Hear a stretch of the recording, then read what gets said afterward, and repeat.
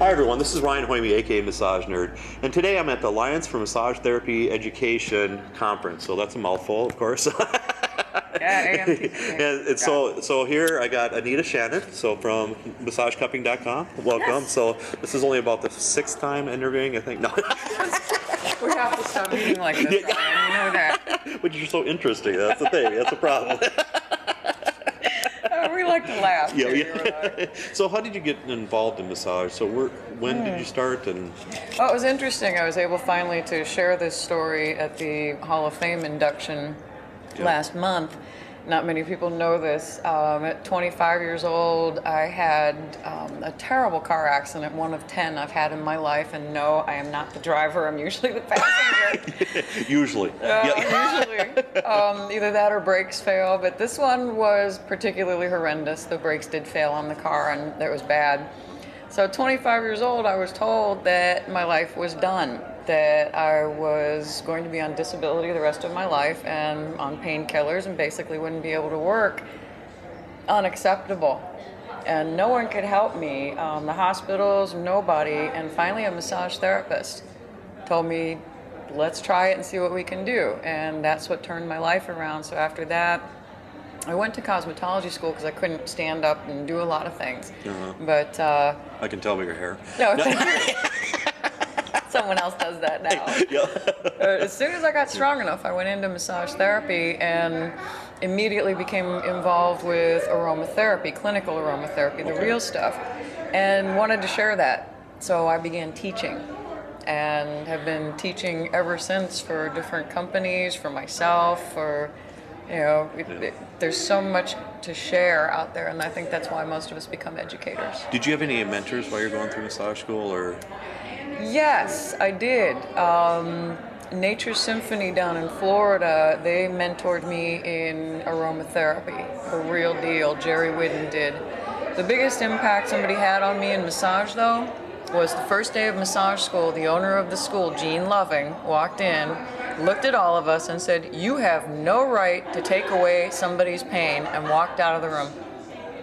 And we all sat, that was the look on our face. We all looked at like, then what are we all doing here? It became very clear to me, and that was actually brought up in these meetings here, of people thinking that as a massage therapist, we are supposed to fix people, and that's probably the most dangerous attitude you can take. Yep. So Gene Loving made such a huge impact on me with that statement, and almost every class I teach, I repeat that and let it sink in and hope that if 10% of the therapists get that and understand that we have to respect what people are holding on to and own to, and it's their process to let go, not our feather in our cap. Yeah.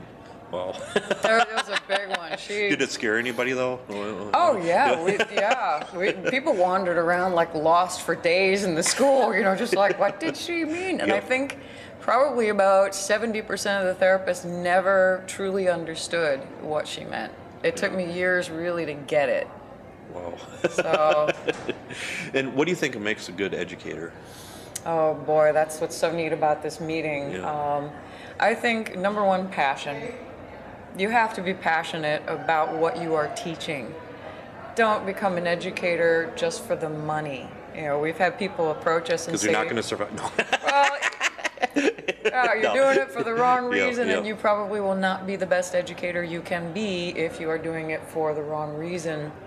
Passion, number one. Number two, people skills. And a little bit of a thick skin to not take things personally and understand that you've got 30 people in that room of very differing personalities and temperaments, and not to take the things personally. I think as an educator, we have to have mentors and a support group and a peer group, because you can get very stagnant very quickly. Yeah, but it seems like so many massage therapists are kind of isolated in a way too. I know. It's like so sad. That's why I love these conventions, and so you can actually talk to other people and other massage therapists and not feel threatened, because so many times I think people feel threatened by their therapist and, I'm going to take my clients away and stuff. It's like... No, definitely. Every class I ask how many of you go to conventions, and maybe about 10% of the people raise their hand, and it's like, why? Well, cost. It's like going to, did you know you can get CEs there also? Did you know this? Did you know that? No, I didn't know that. Or nobody ever contacts me. Well, Google massage conventions. It's, pretty much Huge, hit enter and they come up. So I think there comes a point where the therapist really needs to take responsibility for their own growth. And once you get to these conventions and these workshops, it's such a treat. You'll be hooked. You'll be hooked. You have to come back. I'm going to everyone, it seems, so that's why I'm seeing you everywhere too. I might slow down a little bit next year. That's my goal. You and I were talking about that. That's where our passion comes in, is we actually have kind of sacrificed our own health and our relationships, some of us, to keep out there. And I think some of us are having to face that balance in our passion. Yeah, because it seems like every single month there's something going on and stuff, and even more for you because you hit other different kind of shows too. So, and different countries. That's right, France and everything. The UK, we're going to be in the UK this year. We're so excited because they speak English. But isn't the France? You're going to France too? Every year we teach in France. Because you have an interpreter too, right there. Yes, I have a medical interpreter over there, and over there I get to teach physicians. I've got pediatricians in the workshops. People, it's such a broad range over there, and it's neat. We're starting to get physicians looking at our work here too and wanting to come in the workshops. Do you know much about the educational system for massage over there? It's very different. There isn't the same licensing. There's not the same structure. There's very good education. Okay. Do all of them take it? No. So I think they are also looking at some of their systems too to see, do we need more regulation? What do we need here? Yeah. And what do you think, a new massage student or one that's thinking about going to massage school, what kind of words of advice could you give them? Research your massage school really well. Make sure it fits you. There are such a variety. I mean, there are massage and yoga schools. There's clinical massage, there's medical massage, there's neuromuscular. A lot of schools oriented towards different things. Check their program out. Interview some of the teachers. Really interview them. That this is your education in your hands. Pick your school correctly and find a good mentor. Start, even once you're out, keep trading with people. As the more you go out and get massage from other people, the more you'll discover, oh, somebody just did, meta-cupping on me. Wow, that was amazing, Someone just did, another modality. This person, Anita, she just rocks. Somebody just gave me my first Lomi treatment. I had no idea. It was so beautiful. So until you experience it, so keep getting out there, tasting it.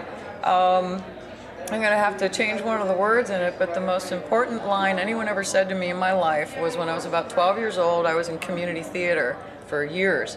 And it was a show called Auntie-Mame. I'm sure a lot of people remember the musical. And the line was, "Life is a banquet and most poor sons of guns are starving to death." It is. Massage therapy, this whole field is a banquet. Manja, people, manja. There's so much. If you don't like it, spit it out. It's fine. Nobody cares. Just please do it in a napkin. And if there's something you don't care for, please keep your communications professional and positive, because someone else might really like it. And please don't color other people's opinions. Just, if you don't care for a particular modality or a particular educator, again, stay very professional and let someone else have their experience with it. Because there's some really great educators out there, and not everybody's going to like us. We are people. So, because that's what makes it so hard with massage, especially if the client doesn't come back. A lot of times you beat yourself up. It's like, why?